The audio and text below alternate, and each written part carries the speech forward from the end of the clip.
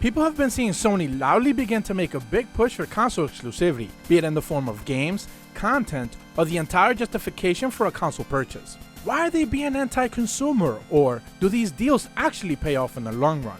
In this video, I want to try to tackle these questions, but more importantly, go over why this tried and tested strategy could potentially net them a bigger boost in the market share heading into the new generation. So without further ado, let's get started. The marketing push for both Sony and Microsoft is in full effect. Sony Play Has No Limit adverts have been seen all over the currently airing Champions League in Europe, and Xbox is pushing Game Pass advertisement to an all-time high on Twitch. It's easy to see that both of these companies have contrasting approaches on how they want to leverage their console against each other.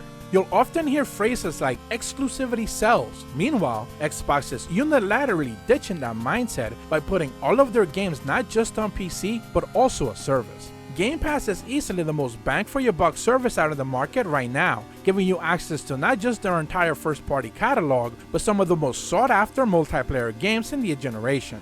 A service boosted even more by the recent introduction of xCloud, where you don't even need a Microsoft console or a PC to fully take advantage of. By simply connecting either a mobile device or a tablet, you can stream games directly to them and hook up a controller via Bluetooth. This is a major selling push for Microsoft that in a bit I'll cover how developers are learning to take full advantage of. But while still being a big seller for subscriptions, and let's be honest, that's their entire goal, it has a hard time convincing consumers to purchase the upcoming Xbox Series X. Sonys Approach hasn't changed in almost 3 generations, make their entire exclusive lineups the temple of why you want to play their console. This push began to take root back on the PlayStation 3 era, attempting to justify their cell processor technology and how it would push gaming forward. While it certainly took a bit to take hold, by the end of the generation, the system was certainly putting out some impressive exclusives. This was further solidified by the current generation, where Sony expanded their first-party production and now is creeping ever closer to match Nintendo's first-party stable.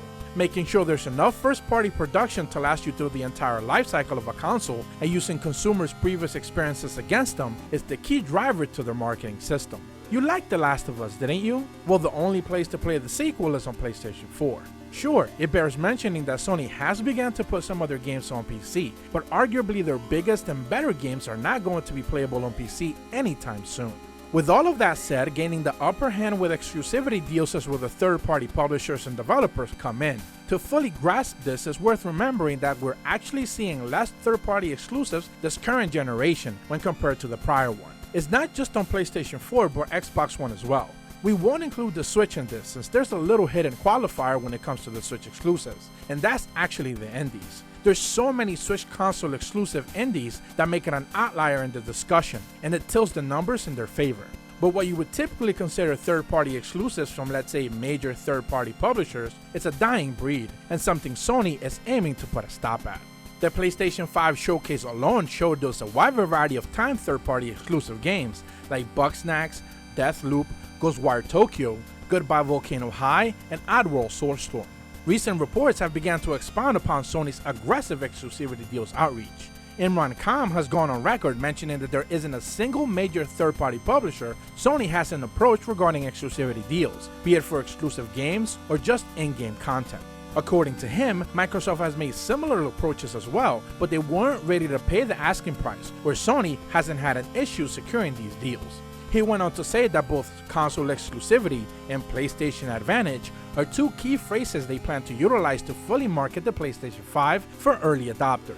In a similar regard, Jason Schreier from Bloomberg also alluded to similar deals, but has not gone on making any confirmations. This means that at the very least, Sony is looking to secure something outside of their immediate first-party lineup, giving potential PlayStation 5 early adopters the impressions that they're in it to win it. Just in the last week, we saw the entire Spider-Man debacle for the upcoming Marvel's Avengers game, where he will be only playable in PlayStation. Reports surrounding these news suggest that this was a Sony-making deal with Crystal Dynamics to secure him for their rights, even though Sony only owns the rights to the Spider-Man films and not his appearances on video games. If you may recall, the web-slinger appeared on Marvel Ultimate Alliance 3 on the Nintendo Switch just last year.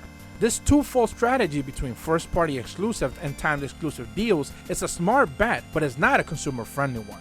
Part of the reason is that all of these 3 console manufacturers are essentially playing 3 separate games. Sony is trying to sell you a console first and foremost. Xbox is trying to sell you a service and an ecosystem, while Nintendo is playing a similar game to Sony, but their entire mindset hinges on portability, flexibility, and not graphics.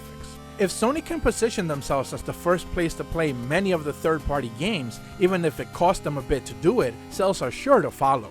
We have proof of concept with Final Fantasy VII Remake, where even for all of its flaws, it's still being a complete game while not telling a full story. Yet it still managed to break records for Square Enix and surpass Final Fantasy XV's initial launch sales. This is something publishers take notice of, especially in Japan.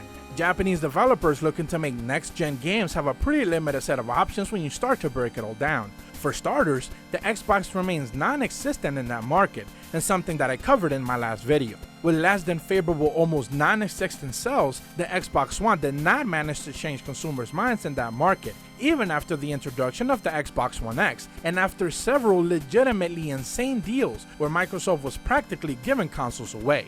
The adoption rate remained abysmal, and heading into the next generation, they have not addressed these concerns, and sales will likely remain a non-factor. Meanwhile, Sony doesn't have to do much to convince some of these Japanese developers to put their games exclusively on the PlayStation 5. The current market leader in Japan is the Switch, and by an astronomical margin at that. But due to the limited power of Nintendo's hybrid system, developers who are looking to push the envelope and produce a truly next-gen experience built from the ground up simply won't be able to get it to run on the system. This makes Sony's offering for an exclusivity deal, or even a timed one at that, a much more appealing proposition, bringing in a nice chunk of capital. Earlier I spoke about the power of Game Pass and how much of an appealing proposition it has become to consumers. This is something that publishers have also taken a note of. Platinum Games released Nier Automata almost 2 years later on the Xbox, and then it went on to Game Pass almost right after that. Examples like that are plentiful that would allow publishers to make timed exclusive with Sony, knowing that once they're up, they can easily approach Xbox and put their games on Game Pass and get another pseudo-exclusive deal, but this time in a service instead of a platform.